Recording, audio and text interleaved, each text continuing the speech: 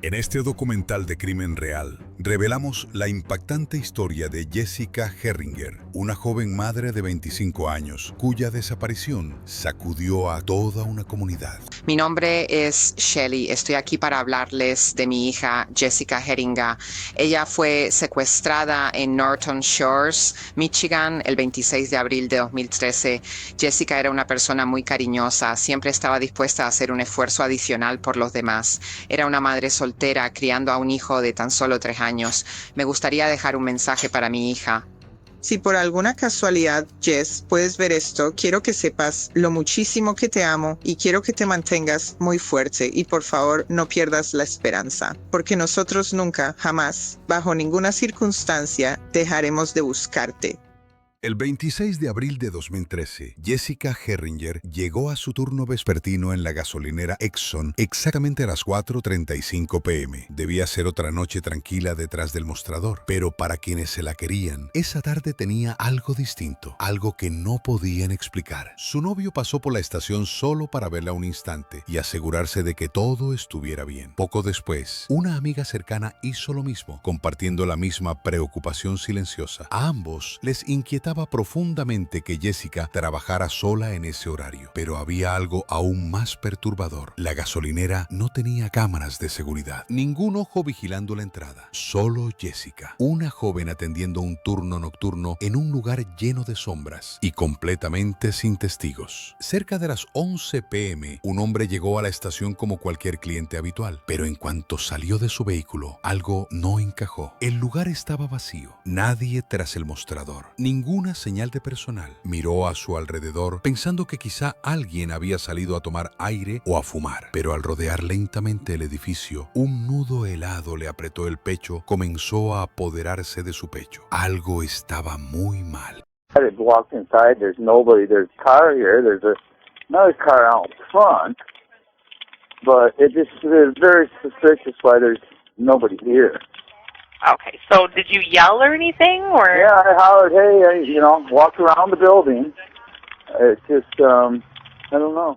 Los oficiales llegaron a la estación Exxon poco después del aviso y de inmediato comenzaron a inspeccionar el lugar. No pasó mucho tiempo antes de que una profunda inquietud empezara a instalarse. En el interior encontraron una chaqueta de mujer abandonada sin cuidado. A su lado, un bolso con casi $400, aún perfectamente cerrado. Cerca del mostrador, un paquete de cigarrillos permanecía intacto. Nada tenía sentido. Aquello no era una escena de alguien que se había marchado por voluntad propia. Eran las huellas de una persona interrumpida, alguien que jamás tuvo la oportunidad de terminar lo que estaba haciendo. Los investigadores revisaron rápidamente la última transacción registrada. La compra final se había realizado a las 10:55 p.m. Un cliente había pagado por un encendedor. 5 minutos más tarde, alguien llamaba a emergencias reportando que la estación estaba completamente vacía. Algo había cambiado en ese breve intervalo. Entonces, uno de los oficiales salió al exterior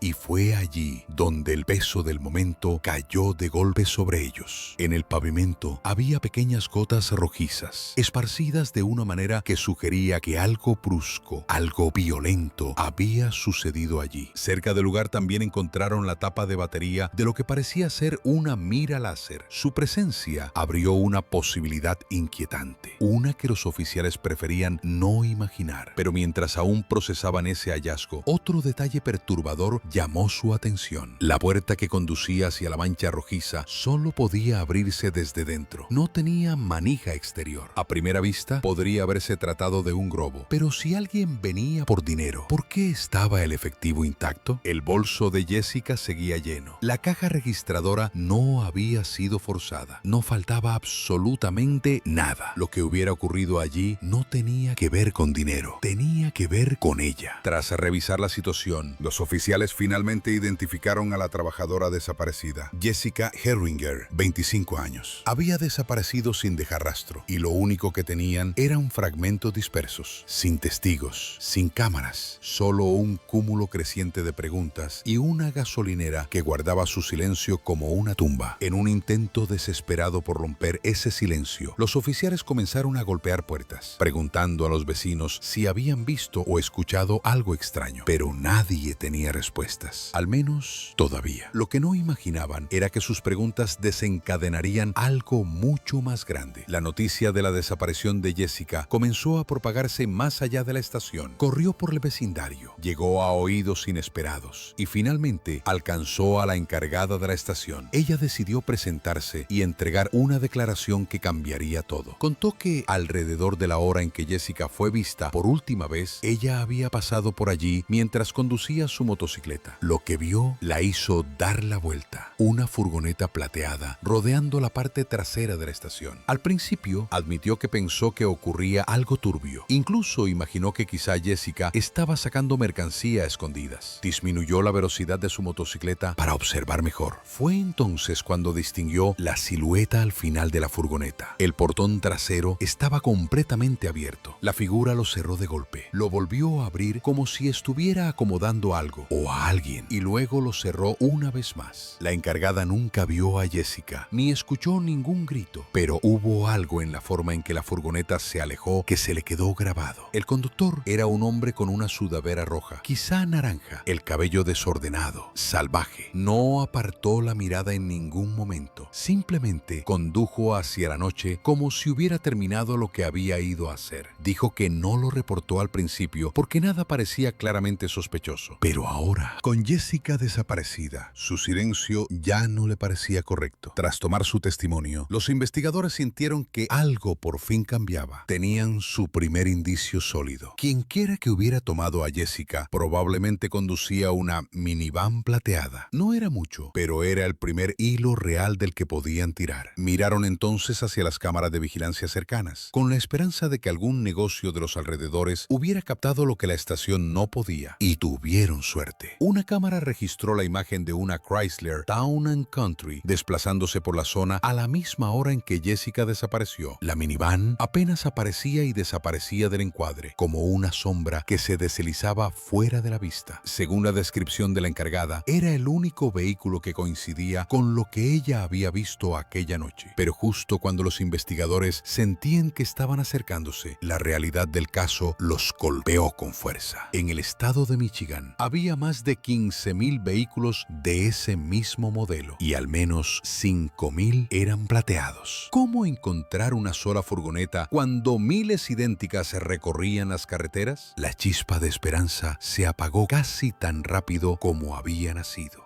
Aún así, continuaron, siguieron recorriendo el área, aferrándose a la idea de que algún detalle mínimo, algún elemento pasado por alto, podría salir a la luz. Y finalmente ocurrió. Una mujer se presentó con algo que los detectives jamás habían anticipado. Contó que había pasado por la estación el día antes de la desaparición de Jessica. Durante la conversación, ella mencionó lo inseguro que era que Jessica trabajara sola tan tarde. Jessica estuvo de acuerdo. Dijo que odiaba esa soledad. Pero antes de que pudieran terminar, un hombre cercano las interrumpió. Les dijo que no se preocuparan, que Jessica no estaba realmente sola, que sus clientes la protegerían. Pero la forma en que lo dijo no fue tranquilizadora, fue extraña. La energía del momento cambió y ambas mujeres dejaron de hablar al instante. A diferencia de la encargada, esta mujer sí había visto directamente al hombre. Recordaba su rostro, su ropa, su tono inquietante. Gracias a su memoria,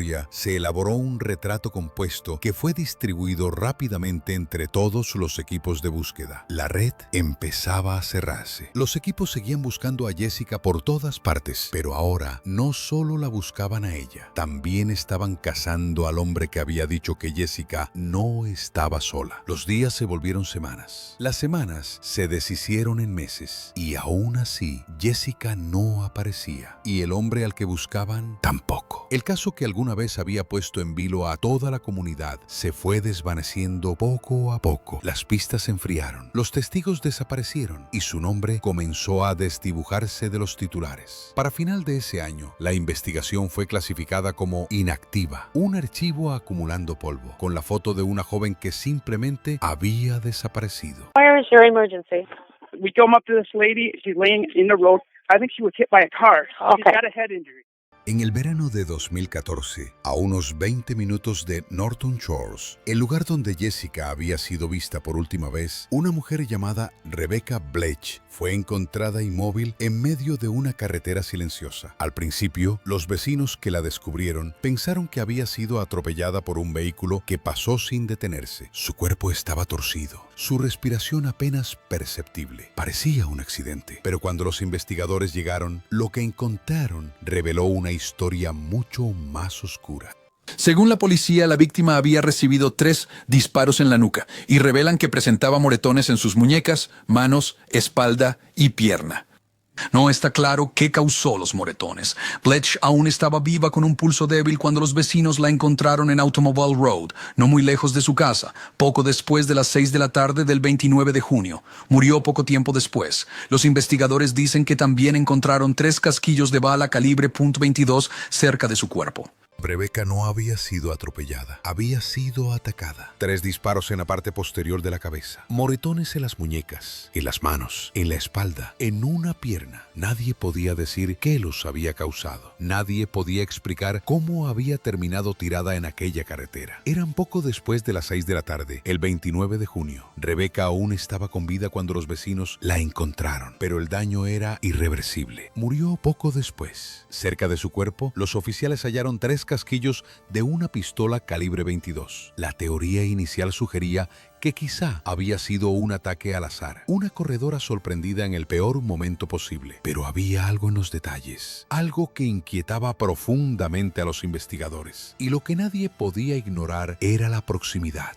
2 mujeres, 2 ataques, 2 pueblos pequeños cerca de Norton Shores, una desaparecida sin dejar rastro, la otra abandonada en una carretera. ¿De verdad podía ser coincidencia? ¿O alguien estaba ahí fuera, observando, eligiendo, planificando? Y al igual que en el caso de Jessica, no había testigos, no había cámaras. Nada. 3 años habían pasado desde que Jessica desapareció de aquella gasolinera y 2 desde que el cuerpo sin vida de Rebecca fue hallado en ese tramo silencioso de carretera. Pero en abril de 2016 ocurrió algo que abriría una grieta en todo el caso. Algo que por primera vez prometía respuestas. Okay, we're gonna get out there, okay? Stay in line with me, okay? Stay in line with me. Who has a gun? Okay, so the guy's not there. Stop. Is it sticking out? Who was it? I don't even know him. I'm just, please let me know, right now, please let me know. Okay, the officer's right around the corner, okay? You were 6 years in his 40s. And was it a minivan? Like a full-size van? Yes. And you said he was about 40 years old? No. You're so right. What'd you say? I said, what color hair did he have or anything? Dark. Dark hair? Yeah, yeah. Was it a white male or a black male? White. You weren't able to get a license plate or anything, were you? No. Una joven de 16 años caminaba a casa tras una fiesta, tarde por la noche. Había tomado un desvío equivocado y ahora estaba perdida. Calles desconocidas, sin teléfono, sin nadie alrededor. Entonces, una minivan plateada se acercó lentamente a su lado. El conductor se inclinó y le preguntó si necesitaba ayuda. Ella rechazó el ofrecimiento. No quería subir al vehículo, no con él, pero sí le pidió algo: usar su teléfono para llamar a alguien de confianza. Él aceptó. La joven subió y en ese mismo instante todo cambió. Apenas puso un pie dentro, él metió el cambio con violencia y aceleró hacia la oscuridad. La carretera se volvió un borrón mientras el hombre sacaba un arma y se la apuntaba directamente al pecho. Ella entró en pánico, luchó, forcejeó y en un acto puro de instinto se lanzó fuera del vehículo en movimiento. Golpeada, aturdida y temblando, corrió hasta la casa más cercana y golpeó una puerta hasta que alguien la dejó entrar. Estaba a salvo. Pero el hombre de la furgoneta había desaparecido otra vez. La policía llegó rápido y ella lo contó todo. Los agentes se recopilaron grabaciones de viviendas y comercios cercanos, y cuando las revisaron, vieron algo que les heló la sangre. El vehículo captado por una de las cámaras era una Chrysler Town & Country plateada. La misma marca, el mismo color, la misma minivan que había sido vista recorriendo la parte trasera de la gasolinera la noche en que Jessica desapareció. Pero esta vez, la policía logró reducir la lista de 15.000 vehículos sospechosos a solo 11. Luego mostraron a la joven las fotografías de los dueños de esas furgonetas y sin dudar un segundo señaló a un hombre. Su nombre era Jeffrey Willis. Con esa confirmación, la policía se movió rápido, emitieron órdenes de registro, irrumpieron en su casa y revisaron minuciosamente su minivan. Lo que encontraron fue una auténtica pesadilla. Dentro de la furgoneta, ocultas entre compartimentos, había múltiples jeringas precargadas con lo que parecía ser insulina. Pero no era todo. Había esposas, una cuerda, una mordaza de bola e incluso pastillas usadas normalmente para potenciar el rendimiento masculino. No eran objetos sueltos. Formaban un cuadro inquietante. El retrato de alguien que había planificado cada detalle de lo que pretendía hacer. Luego encontraron el arma, una pistola calibre 22. Las pruebas balísticas se lo confirmaron de inmediato. Era exactamente la misma utilizada en el asesinato de Rebecca Bletch. Las varas coincidían. Los casquillos coincidían, pero había un detalle final, uno que heló a los investigadores más que cualquier otra cosa. El arma tenía ausente la tapa de batería de su mira láser, la misma pieza que había sido encontrada afuera de la gasolinera 3 años antes. Había un problema, sin embargo. El número de serie del arma había sido removido deliberadamente. Alguien no quería que fuera rastreada, pero los investigadores no se detuvieron. Lograron restaurar los dígitos y lo que descubrieron añadió una nueva capa de horror. Aquella pistola había sido reportada como robada por un compañero de trabajo de Jeffrey Willis, alguien que laboraba con él en la misma fábrica. Pero no terminó ahí. Dentro de su casa, todo se volvió aún más oscuro. En su computadora personal, los investigadores hallaron material perturbador, contenido con mujeres e incluso menores de edad en contextos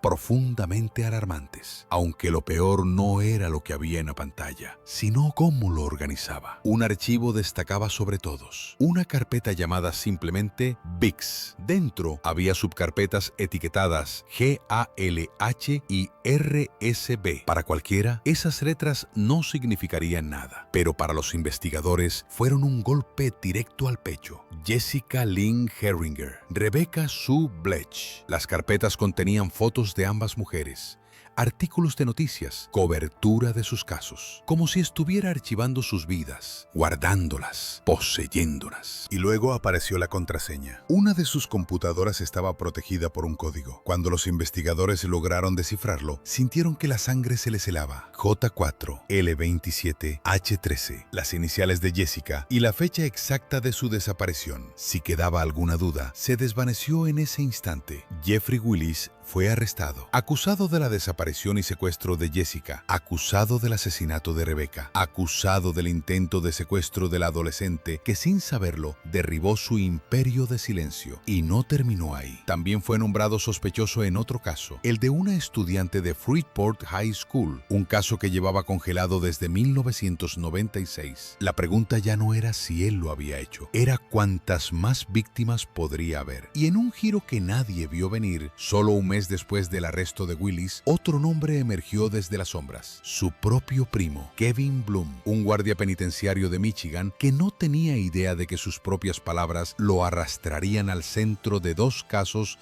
sin resolver. Durante el interrogatorio, Kevin hizo una declaración que sacudió la investigación por completo. Afirmó que un día Jeffrey lo llamó y le dijo que había una reunión en su casa. Pero cuando Kevin llegó, no entró a una fiesta, sino a una escena aterradora. Dijo haber visto a Jessica tendida en el suelo, inconsciente, sin ropa y con lesiones visibles. Según su versión, ya había sido herida de forma grave, envuelta en una sábana y luego enterrada en un lugar que nadie podría encontrar. Pero tan rápido como dio esa declaración, la retiró. Dijo que no era cierto, pero el daño ya estaba hecho. Fue acusado de 2 cargos por proporcionar declaraciones falsas a los investigadores, y con la presión aumentando, Kevin finalmente se quebró. Se declaró culpable en ambos cargos. El tribunal lo sentenció al tiempo que ya había cumplido, pero su implicación no terminó allí. A medida que surgía nueva evidencia, se presentó otro cargo. El 27 de noviembre de 2017, Kevin se declaró no contest ante una acusación mucho más seria. Admitió haber ayudado a su primo Jeffrey a deshacerse de los restos de Jessica. Eso lo convertía en cómplice después del crimen. Por ello fue sentenciado nuevamente al tiempo cumplido, pero además recibió 5 años de libertad condicional y la orden de llevar un dispositivo GPS durante al menos un año. Mientras tanto, el reloj seguía avanzando en la otra sala del tribunal. Jeffrey Willis ya había sido condenado por el asesinato de Rebecca Bletch, cadena perpetua, sin posibilidad de libertad. Mientras la familia de Rebecca volcaba su dolor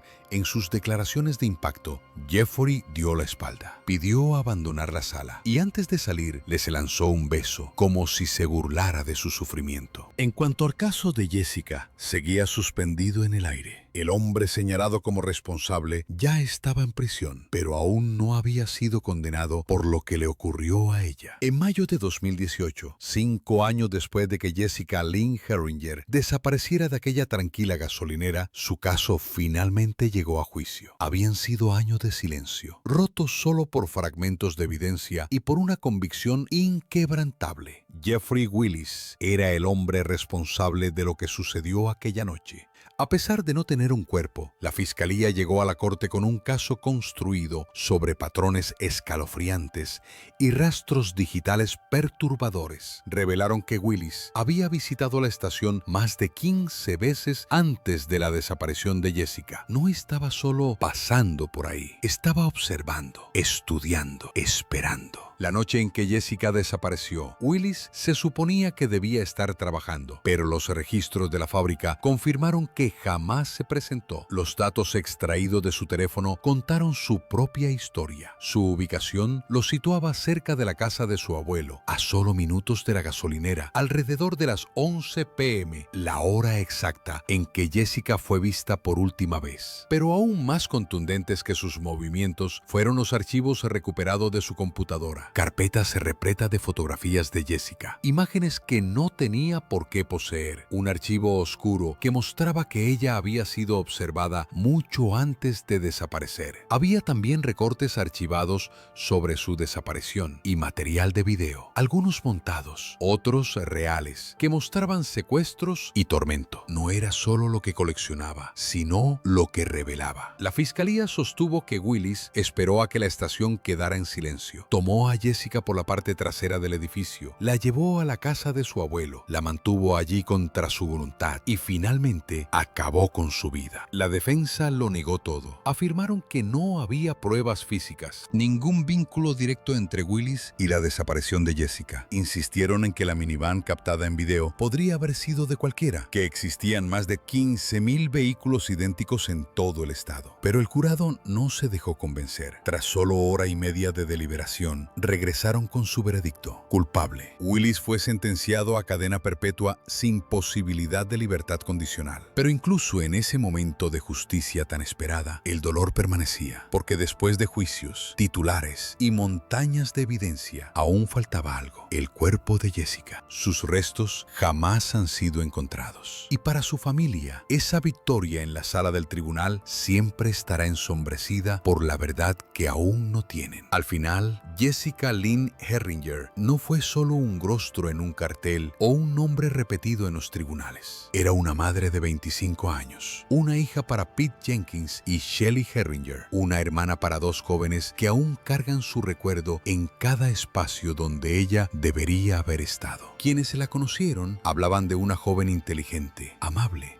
alguien que siempre daba lo mejor de sí aunque la vida se volviera difícil. En sus primeros 20, dio a luz a su hijo Evan. Ese pequeño se convirtió en su mundo entero. Y aunque su relación con el padre del niño, Dakota, tuvo altibajos, él jamás dudó en decirlo. Jessica era una buena madre, presente, cariñosa. Jessica trabajaba turnos nocturnos en la estación Exxon de Norton Shores, no porque quisiera, sino porque tenía que hacerlo. Cuando su prometido perdió su empleo, ella asumió la carga para mantener a flote a su pequeña familia. Se quedaba sola tras el mostrador, en las horas más oscuras de la noche, para que su hijo pudiera tener una vida mejor durante el día. Pero Jessica soñaba con más. Escondidos en sus diarios, había planes de volver a estudiar, de convertirse en contadora, de construir construir una carrera y un futuro sólido, no solo para ella, sino para Evan. Creía en el cambio, creía que el mañana podía ser mejor y estaba dispuesta a luchar por ello. Gracias por ver este documental. La historia de Jessica no es solo un caso, es un recordatorio de cuánto puede brillar una vida, incluso cuando el mundo decide apagarla demasiado pronto.